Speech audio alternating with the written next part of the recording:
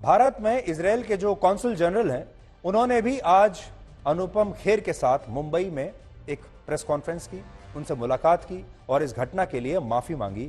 जबकि अनुपम खेर ने कहा कि इजरायल के फिल्म मेकर इस घटना से 24 घंटे पहले अपने होटल के कमरे में नहीं थे और हो सकता है उनके इस बयान के पीछे कोई बहुत बड़ी साजिश या फिर टूल किट रहा हो। ये टूल किट गैंग है। जैसे ही ये इन्होंने स्पीच दी, एक आई थिंक 30 सेकंड के अंदर भरमार आ गई सबकी, हाँ देखिए देखिए। तो इसका मतलब है, और मुझसे किसी बड़े विश्वस्त सूत्रों ने कहा कि उससे पहले पूरी रात अपने कमरे में नहीं थे, पता नहीं कहाँ थे। And he wrote that speech which was not given, which was not he was supposed to speak. So it's a very pre-planned kind of a thing. It's unfortunate. This speech, which we don't accept none whatsoever. The first person to call, and I did right away in the morning, to call Anupam Kher, my friend, and just to apologize. To apologize about speech that was a private opinion, maybe with some European juries, but nothing to do with the state of Israel, officially and unofficially. I tweeted, I sent some clips that I had with the Pallavi and Pallavi Joshi and Vivek, the director of the Kashmir file, that I did a year ago. I'm a diplomat, I cannot intervene in internal Indian discussion. But definitely, I want to say that it's not a propaganda. Definitely, I would like to say that it was very strong film and give the place to the people who suffer in Kashmir. इन दोनों बयानों से यह सीख मिलती है कि Israel एक देश के तौर पर और अपनी नीतियों को लेकर पूरी तरह से स्पष्ट है। इजरायल के मन में, उनकी सरकार में कोई कंफ्यूजन नहीं है और वो कभी भी दोनों तरफ को खुश करने के लिए की कोशिश नहीं करता और ना ही कोई बीच का रास्ता ढूंढता है। इजरायल चाहता तो वो इस मामले को इस व्यक्ति की निजी राय बताकर पीछे हट सकता था, एक डिप्लोमेटिक बयान दे सकता था, लेकिन उसने एक देश के तौर पर अपनी खुली राय जाहिर की और स्पष्ट कर दिया कि वो इस मामले में भारत की तरफ है। चाहे वो फिल्म निर्देशक उन्हीं के देश का क्यों ना हो, उसकी पूरी आलोचना की।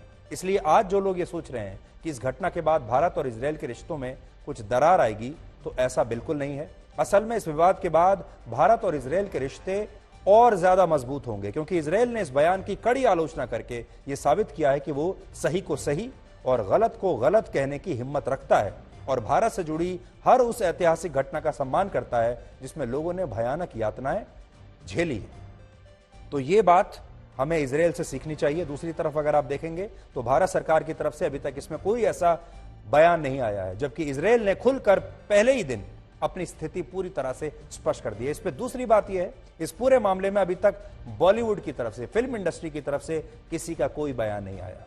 फिल्म इंडस्ट्री में विवेक अग्निहोत्री के साथ आज कोई नहीं खड़ा और वो लोग हर बार की तरह इस मामले में भी बिल्कुल पीछे हैं और इसीलिए अक्सर लोगों के मन में ये बात आती है कि हमारी जो फिल्म इंडस्ट्री है, बॉलीवुड है, वो एंटी नेशनल लोगों का एक अड्डा बन गया है।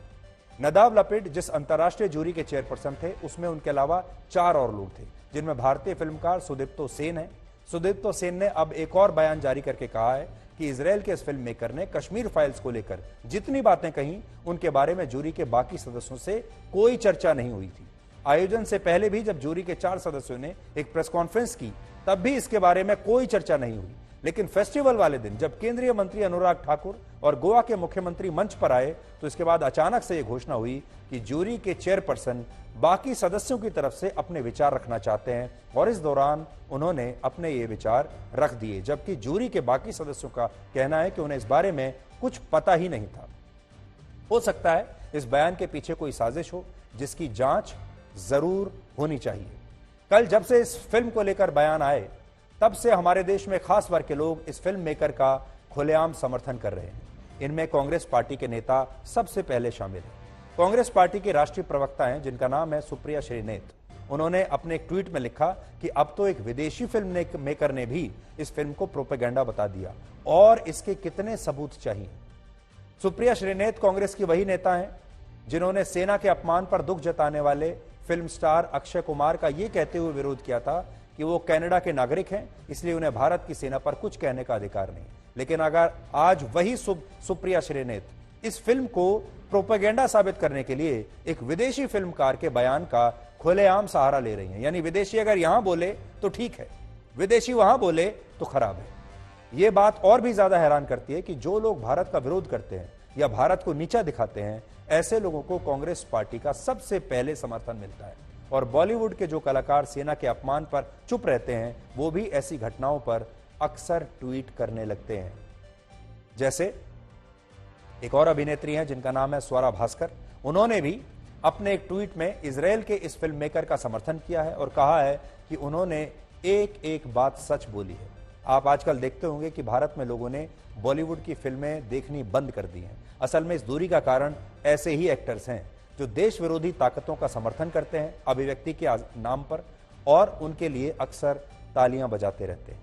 और यही बड़ी बात है। आज आप खुद सोचिए, एक फिल्म की सफलता क्या होती है। एक फिल्म की सफलता को दो कसौटियों पर परखा जाता है। पहला, उसे लोगों की कितनी तालियां मिली, और दूसरा, उस फिल्म ने कितना पैसा कमाया। कश्मीर फाइल्स दोनों कसौटियों पर खरी उतरी है। इस फिल्म ने कश्मीरी पंडितों पर अत्याचार की कहानी को पहली बार भारत के घर घर तक पहुंचाया, और यह बॉलीवुड की इस साल की सबसे ज्यादा कमाई करने वाली फिल्म थी। दुनिया भर में 350 करोड़ का इसने बिजनेस किया। एक फिल्म कलाकार के लिए और एक फिल्म निर्देशक के लिए, पूरी टीम के लिए सबसे बड़ा पुरस्कार तो यही है। यानी अगर देश के लोगों ने इस फिल्म को इतना प्यार दिया, इसे पसंद किया, तो भारत के लोगों की पसंद और नापसंद का अपमान करने वाले ये बाहरी लोग और हमारे ही देश के लोग आखिर होते कौन हैं। आज हम बॉलीवुड के कलाकारों को और दुनिया भर के फिल्मकारों को ये चुनौती देते हैं कि अगर उन्हें लगता है कि ये फिल्म कश्मीर फाइल्स एक प्रोपेगेंडा है, अश्लील है, तो वो इसी मुद्दे पर एक नई फिल्म क्यों नहीं बनाते अपने नैरेटिव के साथ। उन्हें इस विषय पर एक और फिल्म बनानी चाहिए, उसे सिनेमा हॉल्स में रिलीज करना चाहिए, और फिर देखना चाहिए कि देश के लोग उनकी फिल्म को पसंद करते हैं या नहीं। इसलिए आज इन तमाम लोगों से, चाहे वो नेता हो, अभिनेता हो, बॉलीवुड के लोग हों, कांग्रेस के लोग हों, दूसरी पार्टियों के लोग हों, जो आज मजा ले रहे हैं, उन्हें हम ये चुनौती देना चाहते हैं कि अगर उन्हें लगता है कि इस फिल्म में कश्मीर को लेकर गलत बातें बताई गई हैं, तो वो कश्मीर को लेकर सही बात वाली फिल्म बनाएं, रिलीज करें और जनता के सामने पेश कर दें, और फिर देख लें कि जनता क्या देखना चाहती है।